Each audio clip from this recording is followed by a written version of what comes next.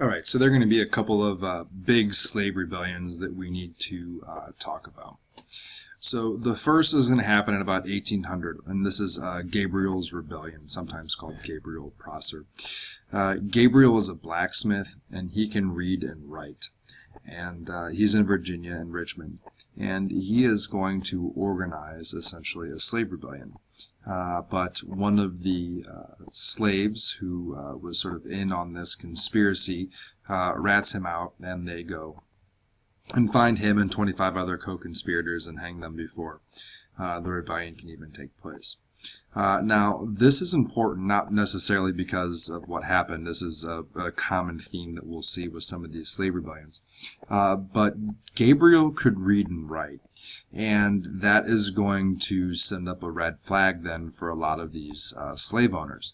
And it's Gabriel's rebellion, or lack thereof, that will essentially motivate slave owners to prevent education from happening for slaves. So this is where you start getting laws outlawing slaves being able to read and write, and you see sort of the outcome there. If they're able to read and write, they're able to communicate, they can write letters, they can organize, and they can organize potential rebellions. So the fact that they try to keep African Americans or slaves uneducated has a lot to do with Gabriel's Rebellion.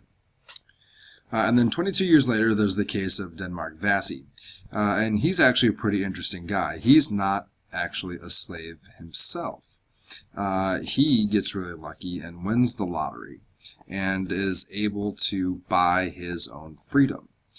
So he buys his freedom, and he is actually a freed man. And then, of course, if you won the lottery and you're able to buy your own freedom and you're a slave, what's the next thing you're going to go do? Well, the next thing you're going to go do is going to try to buy the freedom of your wife and child, who he's able to track down. But he is unable to buy them. And so Vesey then will lead a rebellion in Charleston, South Carolina.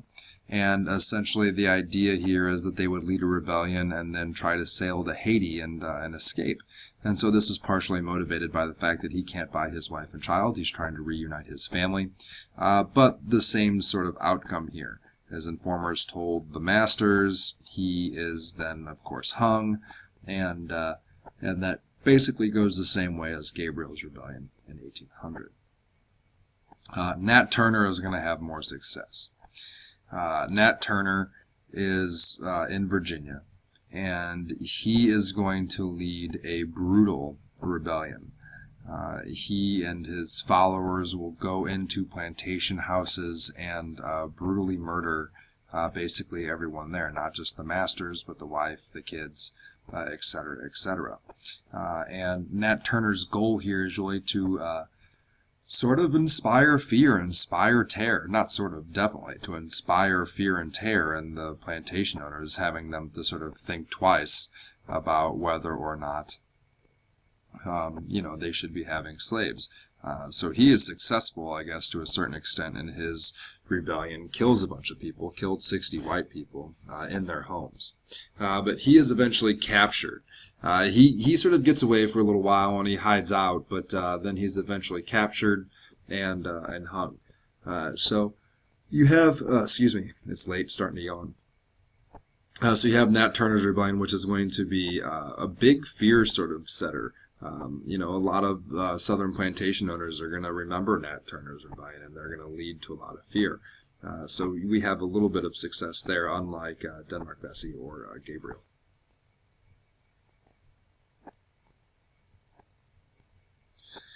All right, so let's get then to abolitionism.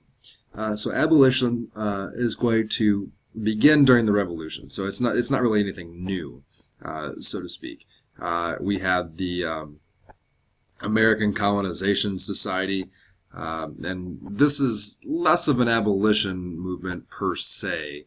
It's somewhat, well, not somewhat, it definitely is racist, because basically their plan is to round up all the slaves and then transport them to Liberia and take them back to Africa. So you could sort of see the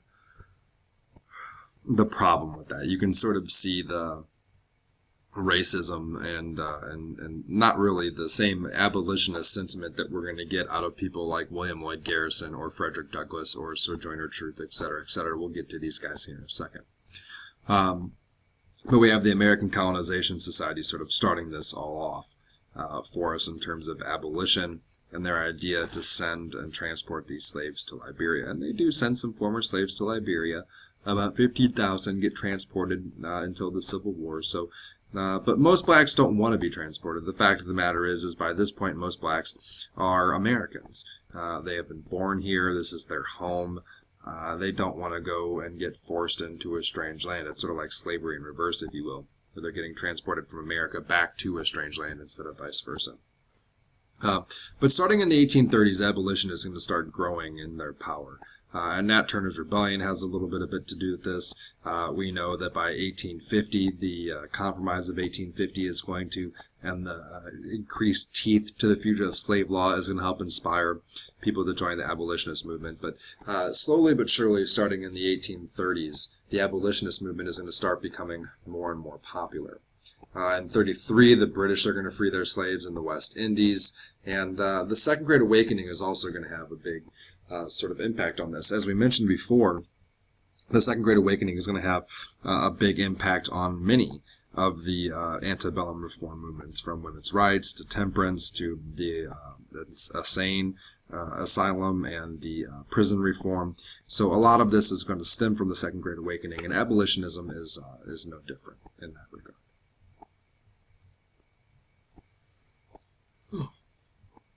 So one of our big families, abolitionist families, are going to be the Beechers. And Harriet Beecher Stowe is going to be the most important in terms of abolitionists, because she's going to write Uncle Tom's Cabin, and we'll get there in a second. But the Beecher family, headed by Lyman, is going to be basically a family of reformers. So Lyman has Harriet Beecher Stowe, Catherine Beecher, and Henry Ward Beecher. Lyman Beecher is a religious man. And so here again is a good example of how the Second Great Awakening is going to inspire a lot of these reforms, because Harriet Beecher Stowe is going to become a staunch abolitionist, probably writing the single most important book in American history. And I don't think that's a hyperbole when I say that Uncle Tom's Cabin is probably the single most influential book in American history. A story written about slavery from a slave's perspective. John Green probably will say that it's not very well written, and it's sort of hard to get through. But at the same time, Uncle Tom's Cabin is arguably probably the most important book that we've seen in American history, and how it will sort of tell the story from a slave's perspective. It's a true story, by the way, and that'll sort of hit home for a lot of folks reading, and then help recruit a lot of people to the abolitionist movement. Catherine Beecher herself is also going to be sort of a big reformer. She has a lot to do with women's rights. Remember that cult of domesticity that we talked about with the antebellum reformers? Catherine Beecher has a lot to do with that idea of the cult of domesticity. Like many women's rights advocates, she also is involved in the abolitionist movement.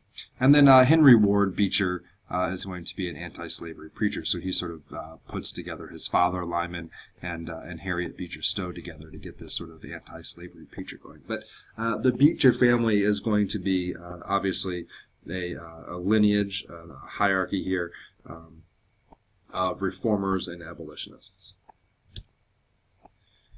Here's Harriet Beecher Stowe, the famous photograph of her. And as I said, Uncle Tom's Cabin is incredibly influential and is one of the more important books that will come out of this time period. Perhaps the most radical of the abolitionists will be William Lloyd Garrison. William Lloyd Garrison is, in the end, going to be even maybe a little bit too extreme for the abolition movement. But he is really going to be one of the leaders, maybe the big leader early on in the abolitionist movement. And a couple slides ago, we said that the abolitionist movement starts to gain steam in 1830. And you can see here with William Lloyd Garrison that he is going to start his newspaper, The Liberator, in 1831. So William Lloyd Garrison is going to have a big part of this growing abolitionist movement. He is going to really put his fingerprints all over this movement with regards to his newspaper, pamphlets, strategies. William Lloyd Garrison is going to find and nurture and mentor Frederick Douglass, who will publish another book similar to Harriet Beecher Stowe's that will have a massive impact on the country. So William Lloyd Garrison is probably one of, if not the most influential abolitionist of the time. Now, he has some pretty radical ideas. He will eventually say that, or advocate for the complete dissolution of the Constitution. He says the 3/5 clause and all of the latent sort of nods and winks towards slavery make this a corrupt and ungodly document, one that is incapable of succeeding, one that needs to be gotten rid of and replaced in order for the United States to be able to continue on and succeed. So he is going to have some very radical ideas, William Lloyd Garrison. But at the start of his newspaper here, The Liberator, in 1831, he will proclaim that he will be heard about the topic of slavery, and he will. That's sort of prophetic. He will be heard, and he will inspire many other abolitionists to take up the cause. Here is William Lloyd. William Lloyd's going to be persecuted, even though he's in Boston. He will have several run-ins with mobs. In fact, there's one at one point he's almost actually tarred and feathered before some sort of burly guys in the mob sort of whisk him away to the prison where the sheriff keeps him in jail for the night for his own protection. So it's not like he's gaining many enemies, both in the North and the South. Just because he's publishing out of Boston isn't necessarily going to mean he's safe all the way up there in the North. So he is going to be one of the original founders of the American Anti-Slavery Society. By the way, William Lloyd Garrison is also at Seneca Falls. He signs the Declaration of Sentiments. So he's involved in several of these others. And, we talked about the other day about the cult of domesticity and how they equated this idea of not being able to leave the home, having to do all the work at home and whatnot, as this idea of slavery. They sort of equate them. So it's not uncommon to see people like Sojourner Truth, for example, working for both emancipation and women's rights. Sojourner Truth will become a conductor on the Underground Railroad, leading people to freedom up in New York, up towards Rochester, as I mentioned a couple of times. That's sort of the end stop of the Underground Railroad, and she's going to be the quote-unquote conductor on the Underground Railroad, helping people find their way to freedom. You also have David Walker, appeal to the colored citizens of the world, and he's going to be a little bit more violent. So he's more in the vein of Nat Turner, and that's something actually I didn't mention about William Lloyd Garrison that I should have. William Lloyd Garrison is staunchly nonviolent. He thinks that he will convince the South with his moral arguments and with logic that slavery is wrong. And that's his goal, actually. William Lloyd Garrison's goal is to first go after the slave owners and convince them what they're doing is wrong. Yeah, you can sort of see how naive William Lloyd Garrison is at the beginning of his sort of crusade against slavery, and he will have to eventually change his tactics. But William Lloyd Garrison, because he's going after the slave owners originally, is going to be very unpopular in the South. They will burn him in effigy in the South. He will have a mailing campaign where he'll mail pamphlets across the country. These pamphlets will be gathered and burned in the South, along with Garrison himself in effigy. So, but he is very non-violent, unlike David Walker, who sort of is advocating more for violent overthrow. And there are really two abolitionist camps. You'll get people like John Brown and David Walker, who are more for violence, and you will get others like Frederick Douglass and William Lloyd Garrison, who are a little or pacifist, you would say. They're less violent, and they're moving towards sort of logic and reason, and a lot of that sort of same thing that you get from the Second Great Awakening, appealing to the same sort of sentiments. So anyway, got about 10 seconds left on this 15-minute lecture. We'll finish up in the third part.